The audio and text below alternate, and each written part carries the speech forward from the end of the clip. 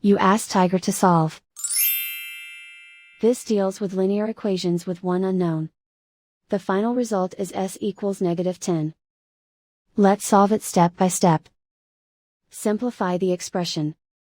Combine like terms.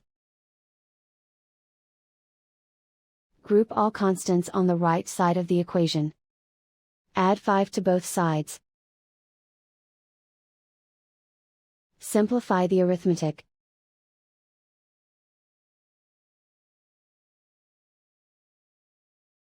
Isolate the s.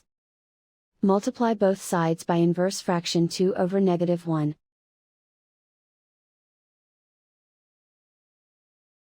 Group like terms. Multiply the coefficients. Simplify the arithmetic.